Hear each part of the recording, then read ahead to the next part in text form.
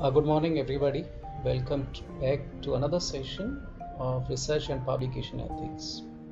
So, in last session, we discussed about ethics, research process, and different principles. Maybe in terms of rules and regulation, you can define them. So, what are the different principles which really assist ethics to define ethics? So that we have discussed in the last session. And today what we're gonna do, let me continue with the last session, and today this is the second lecture on philosophy and ethics, unit 1, and the subject is research and publication ethics. So what we're gonna cover today, very important thing, that when we think of ethics, what are the different areas where we can apply ethics? Is it applicable on human beings only or animals, or there may be some other areas where actually you can you would like to understand that what kind of challenges, what kind of ethical values, what kind of ethics, what kind of norms are applicable. So that we will discuss, and beside that in this session we will talk about history of research ethics, and that would be in terms of I have taken 3 case study, and these 3 case study, you talk about any law institute in India or abroad also, you will see that these 3 case studies are very famous. So first case study would be on lifeboat case, and the title is murder allowed by necessity. So if you are hungry or you are having some kind of necessity, is it justifiable to kill someone? So that we will discuss a very famous case between Queen and Dudley and Stephen. And then we will talk about the second case, Nuremberg Code, and in 1947 we got some what you call rules and regulations, some code of conduct. So that we will talk about. And third, very famous case in medical science, it was Tuskegee-Spears study. So that we will talk about. So welcome back, dear friends, to this session. And before we proceed further and discuss this case study, let me show you what are the various areas where we apply ethics. Not only human being, not only animal. There are few more areas where we actually want to see ethical values, ethical code of conduct. So first is, it's very obvious that we talk about human, we talk about animals. So whenever you're supposed to deal with animals as a research subject, so always you might have seen that cruelty is an issue. So up to what extent that cruelty is acceptable or no, we cannot say anything about it. Or if we have some rules and regulation which would describe some ethical values, then in that case the cruelty would be very important. So that is one area where when you are dealing with human or animals as a research subject, so from ethics point of view you need to keep eyes on the behavior of scholar or researcher on human being or animals. And then human ethics. Now here we are talking about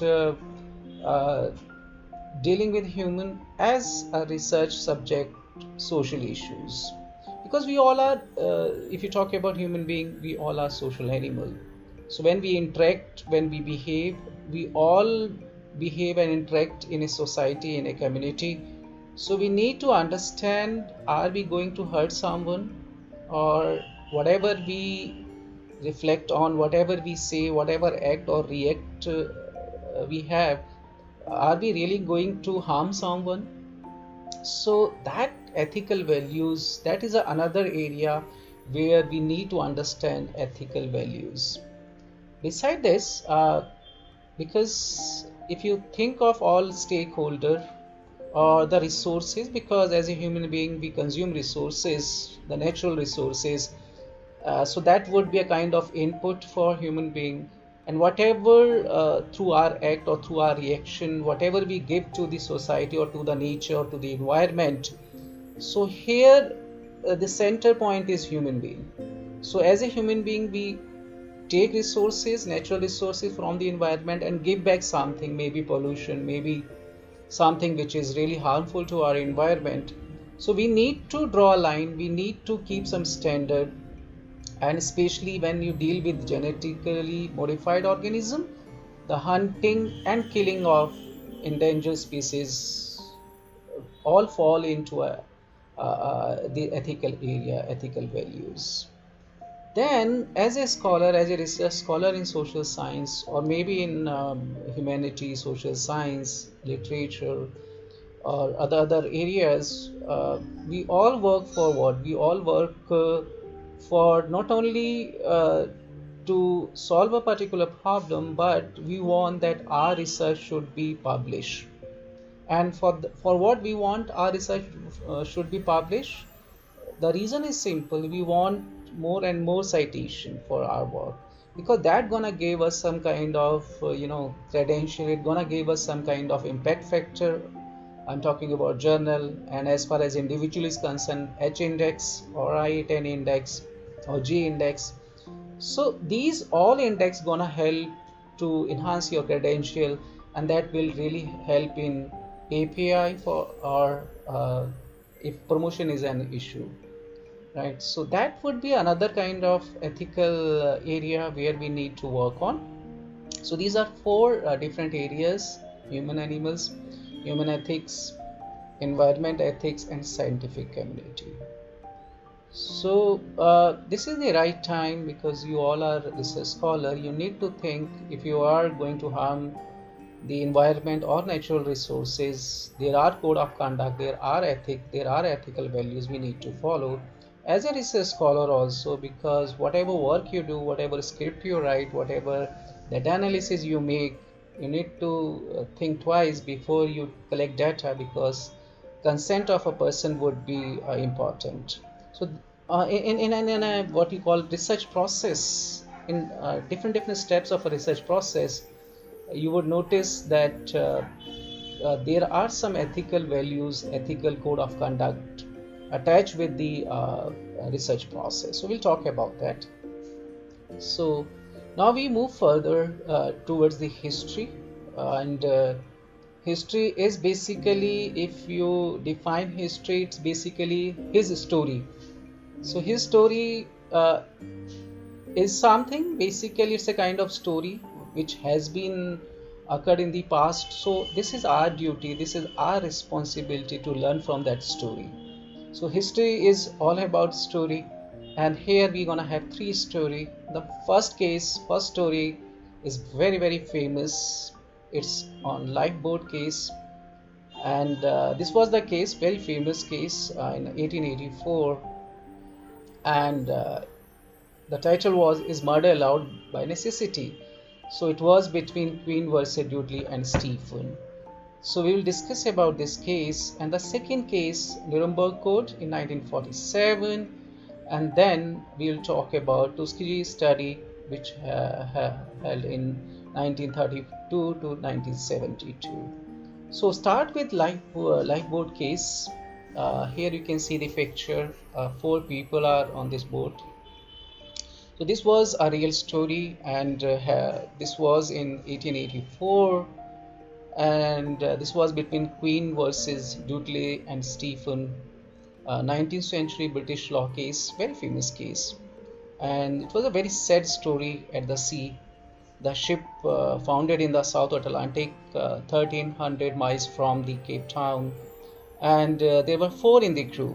The captain was Dudley, first mate was Stephen, and sailor was Brooks, and cabin boy Richard Parker. And Richard Parker was just a 17-year-old boy, and he was an orphan and had no family. And the wave hit the ship and went on. They all went on a lifeboat. First 3 days they ate nothing. 4 days they opened one of the can of turreens. Next day they caught a turtle, and then they had no water, no food for next 8 days. Parker, who was very young, just a 17-year-old boy, and what he did a mistake. and Parker drank seawater, and he had become ill, and he appeared to be dying. On the 19th day, Dudley captain suggested that what we should do now, and then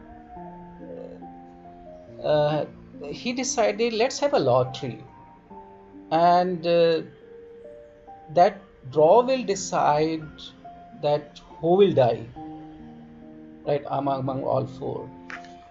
Uh, but Brooke, he refused. He said, no, this is not the right way. Who gonna die? We should have this lot. No, it's not possible. Then Dudley decided that the boy Parker had better be killed because he was young and he had no family and already he was ill. And finally, these three killed him with the penknife, stabbing him in the jugular vein. For 4 days, the three fed on the body and blood of the cabin boy. And his name was, as already mentioned, Richard Parker. To put more light on this particular case, let me show you the write-up or history of the case directly from the source. And here we go. You can see everybody. This is the source and the case judgment. Here you can see the judgment. Live board case is murder allowed by the necessity. Queen versus Dudley and Stephen, 12th September 1884. Queen's Bench Division. I'm going a bit fast now. And let me read out for you. A man who, in order to escape death from hunger, kills another for the purpose of eating his flesh, is guilty of murder. Although at the time of the act he is in such circumstances that he believes, and he has reasonable ground for believing that it affords the only chance of preserving his life. 4 shipwrecked men lost at the sea on a small rowboat with no food, no water, became the perfect legal storm and ultimately watershed movement on how far man can go with justifying murder of one for the sake of many in the name of necessity.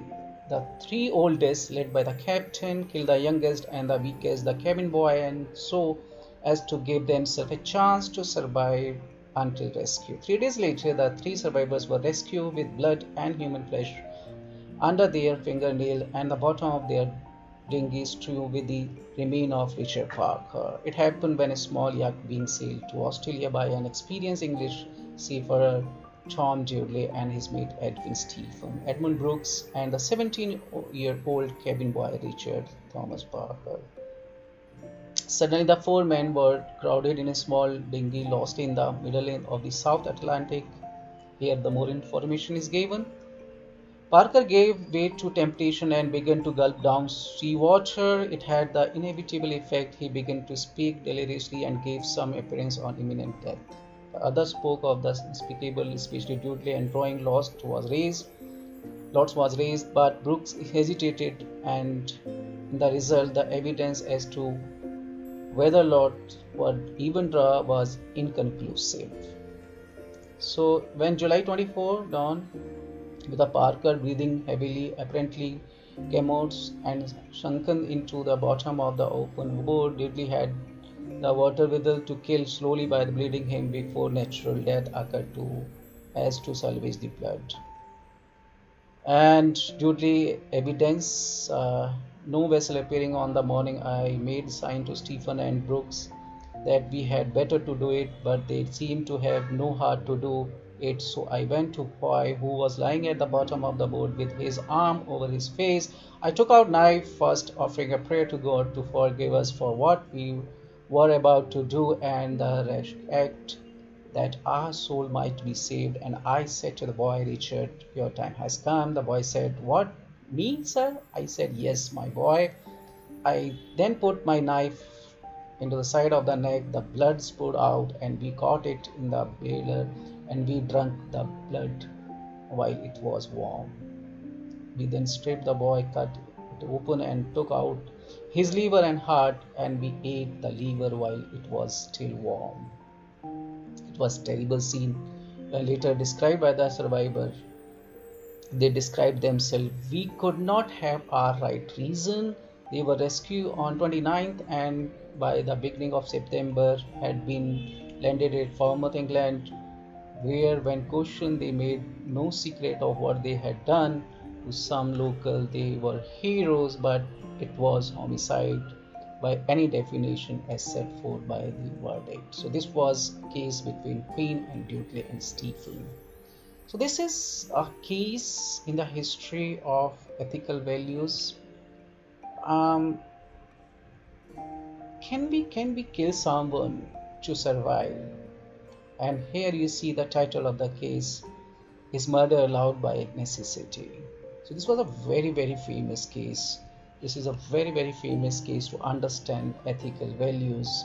You cannot have any benefit at the cost of others, especially you cannot kill anyone just because it's your necessity and you want to survive. This was a very unique case in the history. And then let us move further. Here you can see everybody. This photo. I hope this can represent something to all of you. You can see this pic, and then you can understand the situation, what had happened at that time. Now comes to the second point, Nuremberg Code. The Nuremberg Code is the most important document in the history of the ethics of medical research. The code was formulated in August 1947 in Nuremberg, Germany, by American judges sitting in the judgment of Nazi doctors accused of conducting murderous and tortures of human experiments in concentration camp. So called it Doctor's Trial. And what was this? The Nuremberg Trial 1947 on December 9, 1946, an American military tribunal opened criminal proceedings against 23 leading German physicians and administrators for their willing participation in war crimes and crimes against humanity. And this is known as the Doctor Trials and the medical case. The trial was officially designated United States of America versus Carl. And amongst other requirements, this document for the requirement of voluntary informed consent of the human subject. The principle of voluntary informed consent protect the right of the individual to control his own body. And these are the you can see 10 principle. This you can see here the 10 principle, everybody. First required is the voluntary well-informed understanding consent of the human subject in full legal capacity. The second, the experiment should aim at positive result for society that cannot be procured in some other way. It should be based on previous knowledge and exception derived from animal experiment that justify the experiment. Fourth, the experiment should be set up in the way that avoid unnecessary physical and mental suffering and injuries. It should not be conducted when there is any reasonable reason to believe that it implies a risk of death or disabling injury. The risk of the experiment should be in proportion to the expected humanitarian benefits. 7. The preparation and facilities must be provided that adequately protect the subject against the experiment risk. The staff who conduct or take part in the experiment must be fully trained and scientifically qualified. The human subject must be free to immediately quit the experiment at any point when they feel physically or mentally unable to go on. And the final, likewise, the medical staff must stop the experiment at any point when they observe the continuation would be dangerous. Let me show you. I hope now you can see the 10th one. Likewise, the medical staff must stop the experiment at any point when they observe that continuation would be dangerous. So this is a Nuremberg Code. Let me put more light on this, and you can I can show you, I believe, one video on that. Yeah, we can continue with this video. Yes, I believe. Let me show it to you on this Nuremberg Code.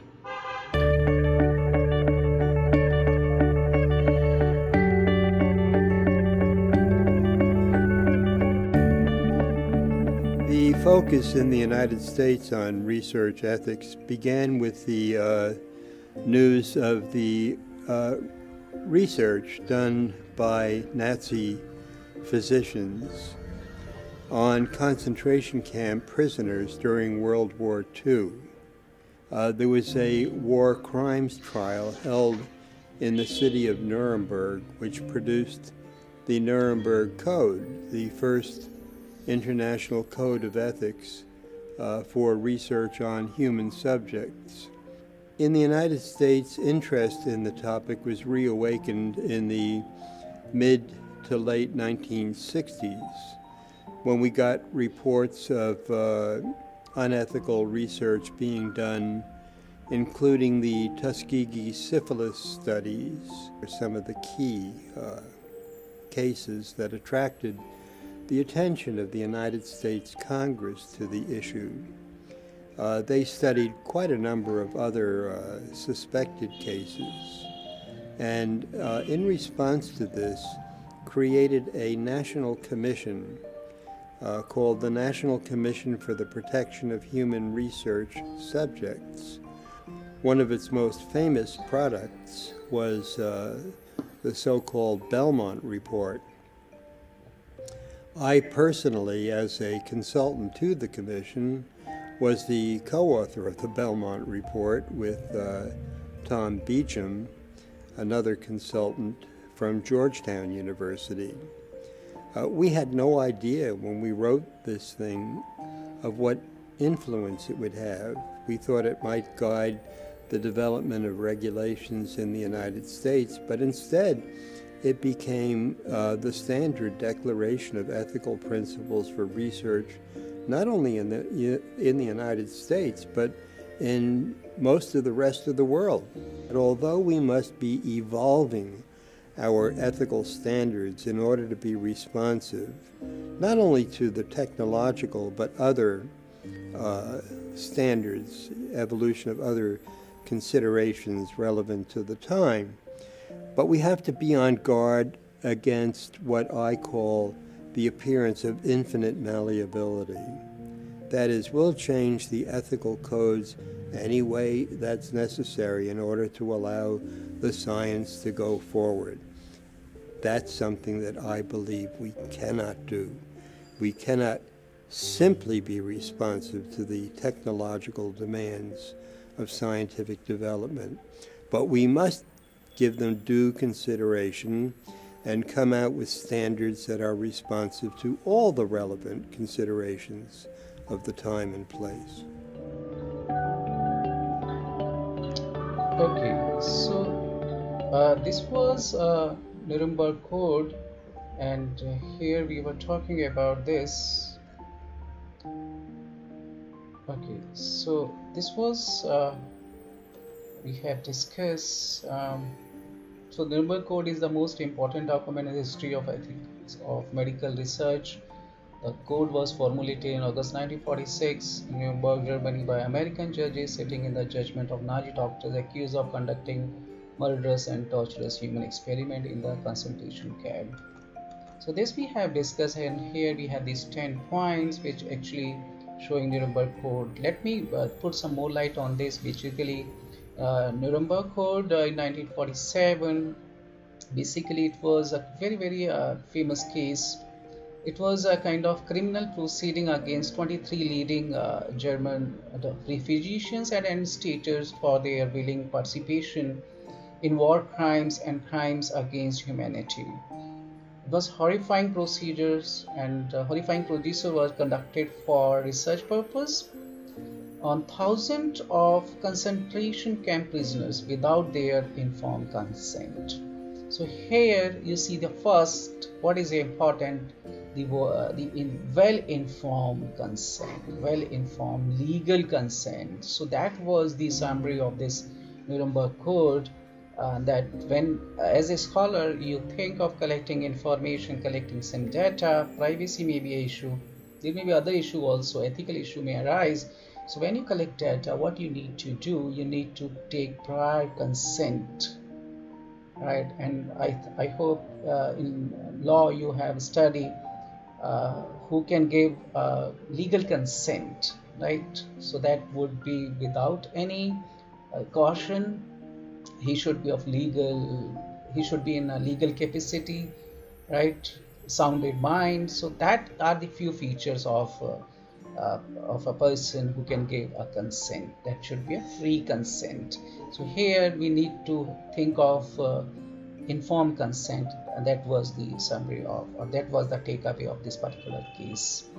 Now, next, very important, the last case study, which actually gave us some kind of understanding how these ethical values evolve in many past years.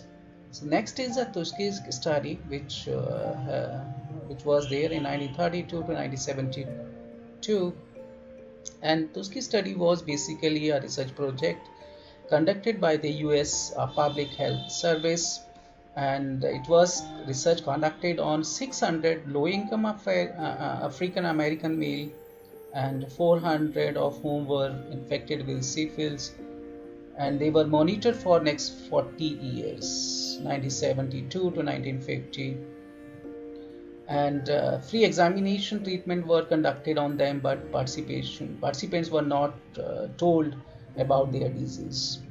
So here you can see a research ethics, violation of research ethics, history of violation of research ethics date back to 1930s. In 1932, the syphilis study conducted by the US Public Health Service in 1932-1972, in which patients were not told they had syphilis, treatment for syphilis were available but withheld. The purpose of the study was to observe the natural progress of the disease. Patients were deceived, coerced, and treated unjustly. The Tuskegee study of unrelated syphilis in the Negro male, it was conducted on Negro male. The purpose of the study was to observe the natural history of untreated syphilis. Although the African American men who participated in the study were told they were receiving free health care from the federal government of US, and that was not actually so. The Public Health Service started the study in 1932 in collaboration with Tuskegee study. Historically black college in Alabama. In the study, investigators enrolled a total of 600 improvised African American. Of these men, 399 had latent syphilis with a control group of 201 men who were not infected. As an incentive for participation in the study, the men were promised free medical care but were deceived by the PHS, who never informed subject of their diagnosis, and discussed placebos, infected methods, and diagnostic procedures as treatment. And the most important thing, the men were initially told that the study was going on to last 6 months, but it was extended to 40 years. After funding for treatment was lost, the study was continued without informing the men that they would never be treated. None of the infected men were treated with penicillins, despite the fact that by 1947 the antibiotic was widely available and had become the standard treatment for syphilis. The study continued under numerous public health service supervisor until 1972, when it was leaked to the press, resulted into the termination on November 16 of that year. By then, 28 patients had died directly from syphilis. 100 died from complications related to syphilis. 40 of the patient wives were infected with syphilis, and 19 children were born with complications syphilis. So you can see these kind of case study which were there in the past really help us to understand that as a human being, do we have any right to kill people? Do we have any right to make any kind of experiment, any kind of treatment on human or animal? So if you go a bit ahead, this big issue now moving into other areas also. So 4 areas we have discussed. So from animal, humans, or the social, because human being is a social, humans are social animals. So the social science, or if you think of scholar community, there also these kind of issue may arise. The context would be different, but somewhere the concept would be little bit same. So this was something which I thought I should discuss with you, and thank you very much for joining. And in the next session, what we're gonna discuss, we will discuss in lecture 3 the philosophy and ethics, because you all, when you work for MPhil or for PhD, the full form of MPhil and PhD is Master of Philosophy and Doctorate of Philosophy. So we need to understand what is this philosophy and how ethics is linked with philosophy. So in next chapter, next discussion, next session, we will discuss about it, right? Till then, bye, take care, and let me say thanks to all of you, right? Thank you very much. So we'll continue with the next session with the philosophy and ethics, and that would be our lecture 3. Thank you very much for joining me.